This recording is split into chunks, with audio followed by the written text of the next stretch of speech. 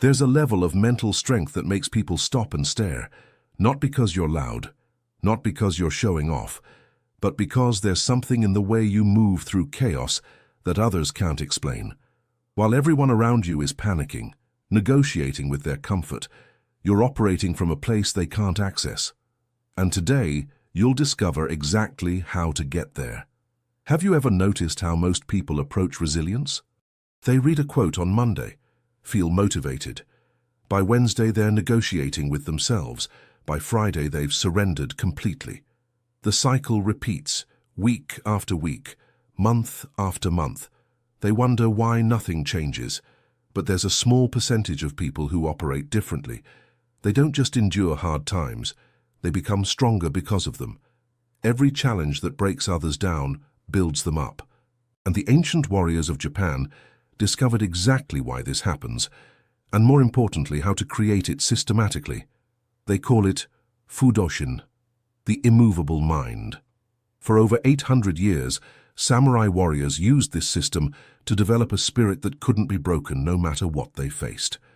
Not through motivation, not through positive thinking, but through a specific practice that rewires how your mind responds to adversity at the neurological level. But there's a catch. This system isn't for everyone. It requires you to do something most people refuse to do. It demands you become comfortable with a level of internal discomfort that normal people spend their entire lives avoiding. And it will change you in ways that make others uncomfortable. But before I show you how it works, I need you to do 3 things. Subscribe to this channel, hit the like button, and comment below with the words Unbreakable Spirit. This helps me a lot and shows me that you're genuinely interested in transforming, not just consuming content. Let's go. Chapter 1.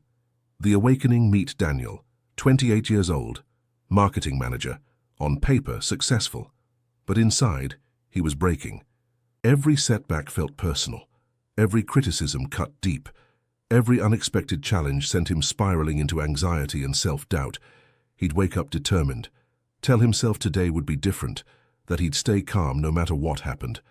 By 10 in the morning, someone would criticize his presentation, and he'd spend the next 3 hours obsessing over it, replaying the conversation, imagining what he should have said. His whole day derailed by one comment. His friends told him to develop thicker skin. His therapist recommended breathing exercises. His parents said he was too sensitive, and he tried everything. Meditation apps, journaling, positive affirmations. He'd feel better for a few hours, maybe a day. Then life would hit him again and he'd realize nothing had fundamentally changed. The pattern was exhausting. 2 weeks of feeling strong, then one bad day would prove it was all an illusion. He wasn't building resilience, he was just getting better at pretending he had it. And deep down, he knew the difference. Until the day he discovered something that changed everything. Not another self-help technique, not another motivational framework, but an actual system used by warriors for centuries that builds unbreakable mental strength the same way you build physical strength, through progressive resistance and specific training protocols.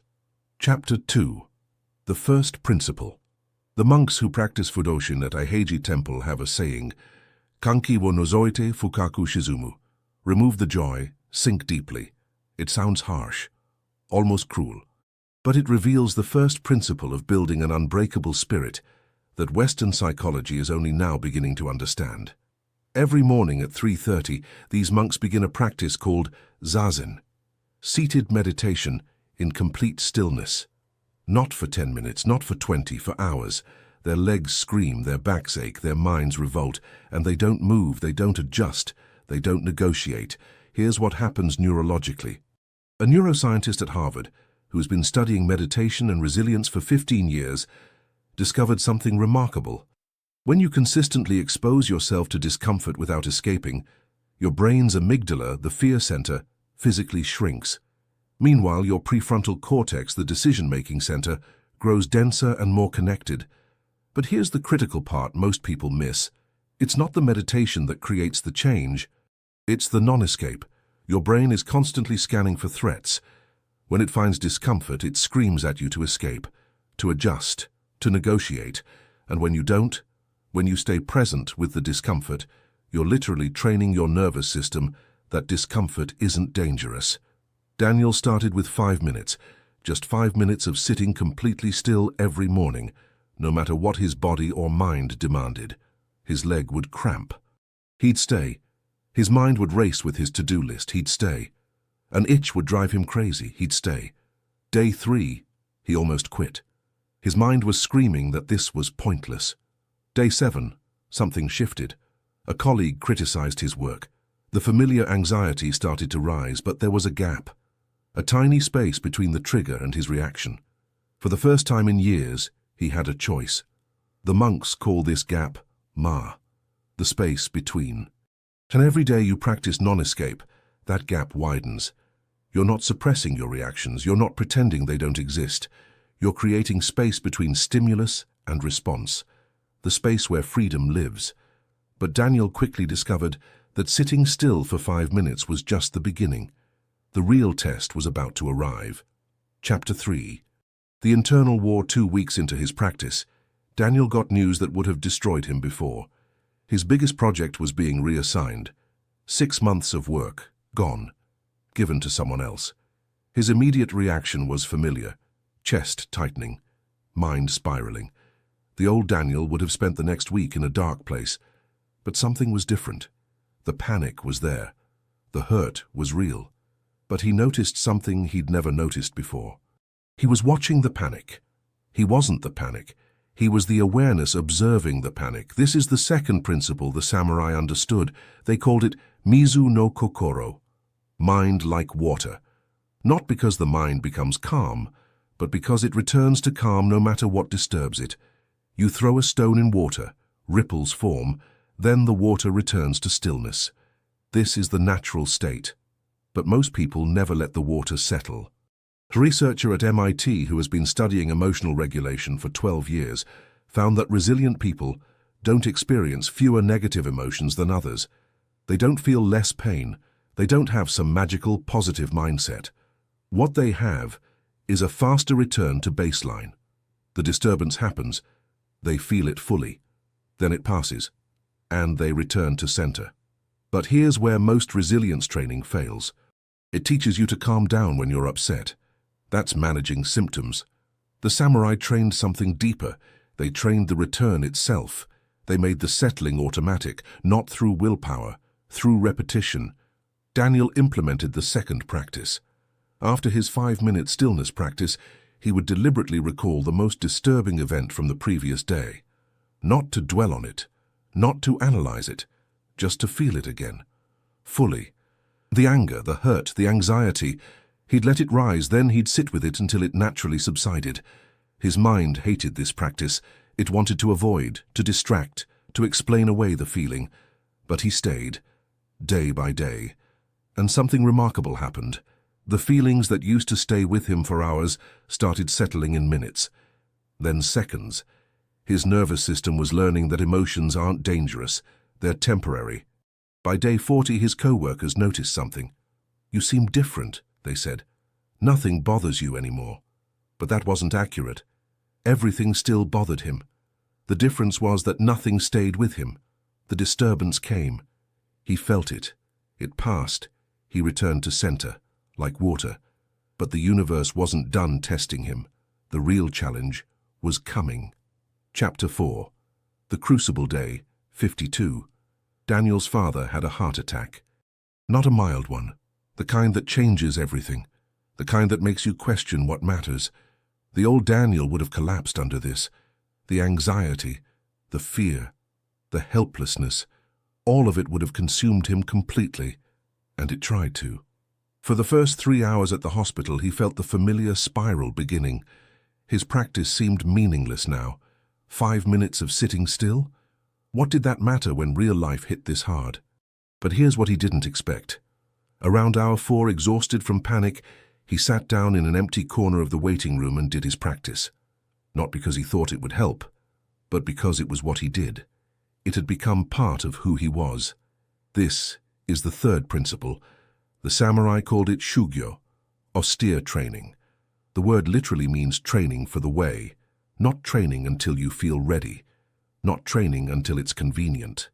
Training because it's the way, training especially when it seems meaningless. A behavioral psychologist at Yale who has been studying habit formation and resilience for 20 years discovered something that contradicts everything popular psychology teaches. The people with the strongest mental fortitude aren't the ones who have the best strategies for hard times. They're the ones who maintain their core practices regardless of circumstances. The practice itself becomes the anchor when everything else is chaos. Most people practice resilience tools when they're calm, then abandon them when they need them most. They meditate when life is good. They skip it when life is hard. They have it backwards. The practice isn't preparation for the storm. The practice during the storm is what builds the unbreakable spirit. Daniel sat in that hospital corner for his 5 minutes. Then 10. Then 20. The fear was there, the uncertainty was crushing, but underneath it all there was something solid, something that wasn't moving, something that wasn't afraid. His father survived. 3 weeks of recovery ahead, but he'd make it. And Daniel realized something profound. The unbreakable spirit wasn't about not feeling fear. It was about having something in you that fear can't touch. A core that remains when everything else is stripped away. But maintaining his practice during the crisis revealed something else. Something that would either destroy his progress or complete his transformation. Chapter 5. The Identity Shift, Day 66. His father was home and recovering. Life was returning to normal, and that's when Daniel faced his greatest challenge yet. Not external crisis, internal resistance. His mind was negotiating again. "You've proven yourself," it whispered. "You handled the crisis. You can relax the practice now." It was subtle, seductive. Just skip one day. You've earned it. Nobody would know. It doesn't matter if you miss one day.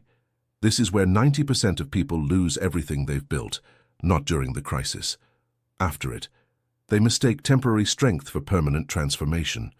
They think they've arrived when they've only just begun. The real test isn't handling the emergency. It's maintaining the practice when there is no emergency. The monks at Eiheiji have a saying about this. Tsuzukeru koto ga subete. Continuation is everything. They've watched thousands of practitioners come through their gates over the centuries. The ones who achieve Fudoshin aren't the most naturally gifted.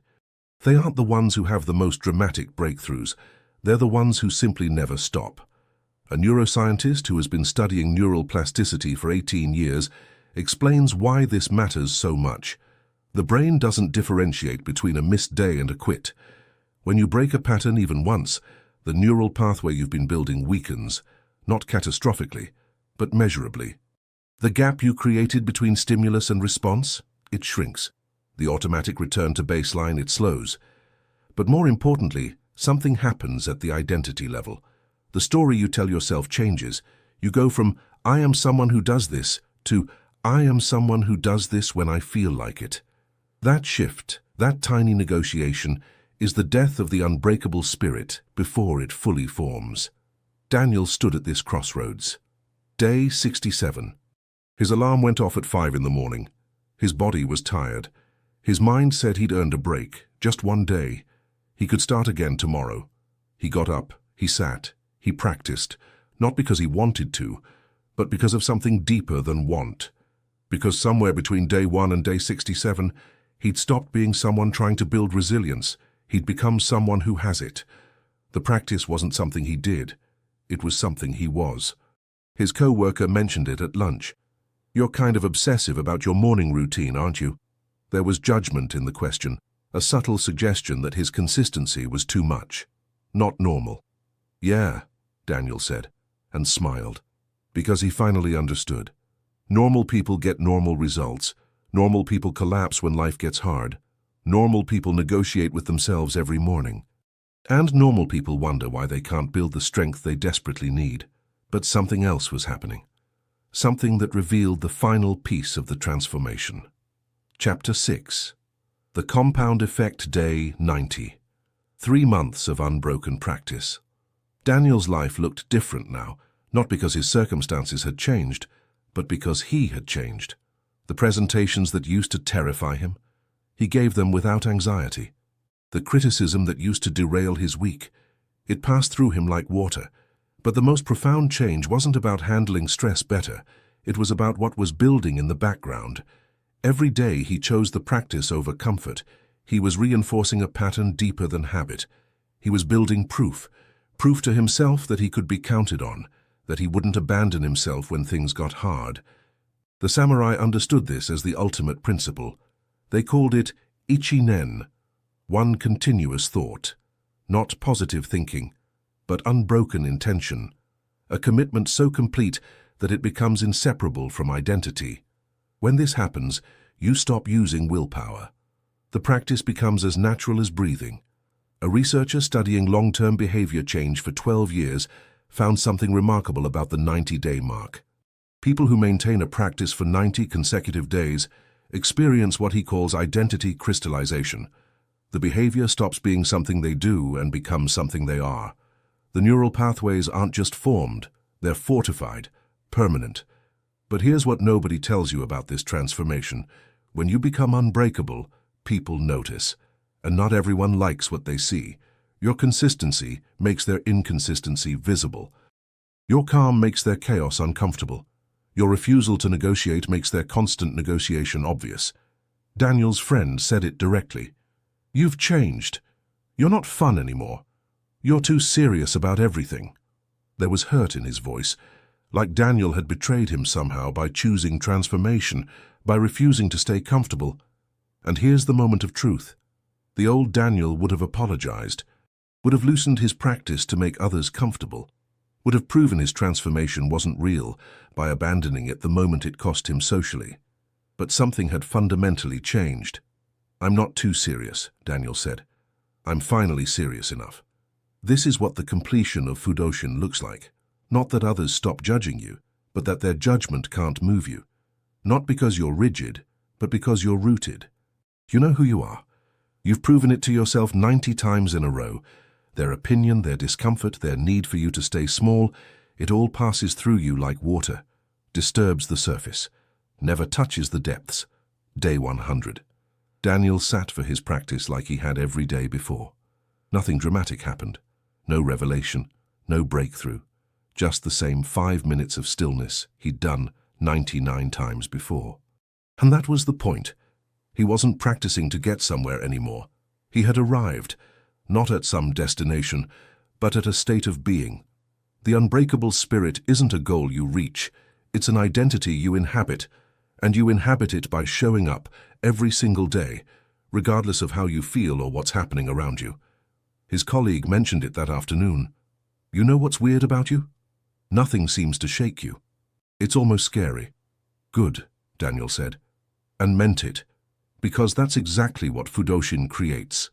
A presence that makes others uncomfortable precisely because it's so stable in a world of chaos. A consistency that feels scary to people who've never experienced it in themselves or others. This is what the ancient system builds, not someone who pretends to be strong, not someone who fakes resilience, but someone so fundamentally grounded that chaos can't reach their core. Someone who's died to their inconsistent, reactive, negotiating self and been reborn as something solid, something real, something unbreakable. Chapter 7. The Real Price. But let's be absolutely clear about what this transformation requires, because the system works. The neuroscience is real. The results are guaranteed if you follow the protocol. But there's a price most people aren't willing to pay. It's not money, it's not time, though you'll need to invest that. The real price is identity death. The version of you that negotiates has to die. The version that makes exceptions has to die. The version that needs others' approval to feel okay has to die. Every morning you choose the practice over sleep, that soft version of you dies a little more. Every time someone criticizes your consistency, and you stay consistent anyway, the people-pleasing version of you dies. Every crisis you face while maintaining your practice, the person who collapses under pressure dies. And this is where most people quit. Not because the practice is too hard, but because they're not ready to let that version of themselves go. They want resilience, but they also want to sleep in when they feel like it. They want unbreakable strength, but they also want people to think they're fun and spontaneous. They want the result without the identity death required to get there. The monks who achieve true Fudoshin describe it as a kind of death, not metaphorically. Actually, the person they were before doesn't exist anymore. They can't go back to that way of being even if they wanted to. They've crossed a line that can't be uncrossed. A psychologist who has been studying extreme practitioners for 15 years calls this the point of no return. When someone commits to a practice with such consistency that their identity reorganizes around it, they report that their old way of living becomes literally impossible. Not hard, not tempting, impossible. Like trying to fit into clothes from childhood. You've grown. You can't shrink back. Daniel experienced this on day 95. An old friend invited him to stay up late drinking like they used to. "Come on, man, one night won't kill you. You can skip your morning thing just this once." His friend wasn't being malicious. He just wanted the old Daniel back. The one who would abandon his commitments for connection. The one who could be pulled off course. And Daniel felt something he didn't expect. Not temptation, not internal conflict, but a kind of grief. Because he realized that version of him was gone, completely. The person who would make that choice didn't exist anymore. He'd killed him, day by day, practice by practice, for 95 days straight. "I can't," he said. Not, "I shouldn't," not, "I'd rather not," but "I can't," because it was true. The old Daniel could have. The new Daniel couldn't. Different operating system, different identity, different person. And his friend looked at him like he was looking at a stranger. Because he was. The Daniel he knew had died. The Daniel sitting there now was someone else. Someone solid, someone unbreakable, someone scary in his consistency. This is the real transformation. Not that you develop strategies to handle stress better, but that you become someone stress can't break. And that person, that identity, is born from the death of every excuse, every negotiation, every moment of choosing comfort over commitment. Chapter 8. The Final Truth. So here we are. You've seen the complete system. You understand the neuroscience. You know the practices. You've watched someone transform from breakable to unbreakable over 100 days. The question remains, are you ready for this level of transformation? Because let's be honest about what you're facing. Most people watching this will do nothing. They'll nod along, feel inspired for an hour, maybe even set their alarm for tomorrow morning. Then life will happen. They'll negotiate. They'll skip a day. They'll quit. Some will start. They'll make it a week, maybe two.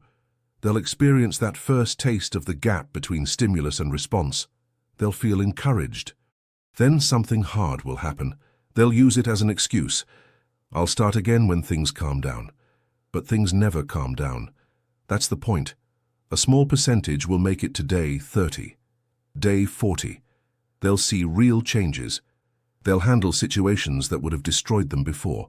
Their friends will notice, they'll feel proud, and that's when the subtle negotiation begins. "I've proven I can do this. I can ease up now," and they'll lose everything they built. But there will be a few. Maybe you, maybe not. Who will face that negotiation and refuse it? Who will hear others call them obsessive and take it as a compliment? Who will reach day 60, day 70, day 90, and realize they're not the same person who started this journey? These are the ones who will understand what the samurai knew, that resilience isn't built, it's forged. In fire, in consistency, in the deliberate death of everything soft and negotiable inside you, and what remains when that burning is complete isn't just stronger, it's different, fundamentally, permanently. The ancient warriors had a phrase for this state, Fudoshin kansei, the completion of the immovable mind. They didn't mean you arrive at some permanent state of peace. They meant you become someone who returns to peace no matter what happens. Someone whose center is so deep that surface storms can't touch it. This is what 100 days of unbroken practice creates. Not a skill, an identity. Not someone who can handle hard things, someone who is unshakeable. The distinction matters. Skills can be lost. Identity, once crystallized, is permanent. And yes, people will find it scary. Your consistency will unsettle them. Your calm in chaos will make them uncomfortable. Your refusal to abandon yourself when life gets hard will highlight how quickly they abandon themselves. And they'll call you obsessive, rigid, too intense. And you know what you'll say? Good. Because the consistency that scares others is the only consistency worth having. The strength that makes people uncomfortable is the only strength that matters. When your discipline creates that reaction, you're not doing something wrong. You're finally operating at the right level. So the question isn't whether this system works. The neuroscience is clear. The results are proven. 800 years of samurai practice doesn't lie. The question is whether you're ready to pay the price, to kill the version of you that negotiates, to become someone new, someone unbreakable. 100 days, not 99, not 100 with a few exceptions. 100 consecutive days of practice. 5 minutes of sitting in stillness every morning. No excuses, no negotiations, no exceptions. Then, 10 minutes of emotional exposure practice. Recall yesterday's hardest moment. Feel it. Sit with it until it passes. That's it. That's the complete system. Simple, not easy. The monks don't complicate it. The samurai didn't add techniques. Because the transformation isn't in the sophistication of the method, it's in the unbroken repetition of the fundamentals. And when you reach day 100, you won't feel dramatically different. No fireworks, no revelation. You'll sit like you've sat 99 times before, but everyone else will notice what you can't see in yourself. You'll move differently, speak differently, exist differently, because you'll be different. The storms will come, they always do. Life will test you, it always does, but they'll hit someone else now. Someone who doesn't move when things get hard. Someone whose center is so deep that surface chaos can't reach it. Someone unbreakable. This isn't about discipline for discipline's sake. This isn't about being hard for the sake of being hard. This is about building something in yourself that nothing external can destroy. A core that remains when everything else is stripped away. The thing the ancient warriors died protecting. The thing modern life tries to prevent you from developing. An unbreakable spirit. Are you ready? Not to try, not to start and see what happens, but to commit, fully, for 100 days, to kill the negotiating version of yourself, to become someone new, someone solid, someone real. The system is here. The path is clear. The only question is whether you'll walk it. And if you do, if you make it to day 100 with no exceptions, you'll understand what those monks meant, what those samurai knew, what Daniel discovered. That the unbreakable spirit isn't something you achieve, it's something you become. Through death and rebirth, through fire and consistency, through 100 days of choosing who you want to be over who you've always been. And when someone looks at you with that mixture of confusion and discomfort, when they say your consistency is scary, you'll know you've finally arrived. Not at perfection, but at permanence. Not at invincibility, but at unbreakability. And that's exactly where you want to be. Before you go, subscribe to this channel so you don't miss future content that will help you continue this transformation. And comment below with your commitment. Not what you hope to do, what you will do. Your public declaration. This is the first step in making it real. Remember, the consistency that scares others is the only consistency worth having. The discipline that makes people uncomfortable is the discipline that transforms you. 100 days, no exceptions, no negotiations. If you've watched this far, thank you very much for your attention. See you in the next video.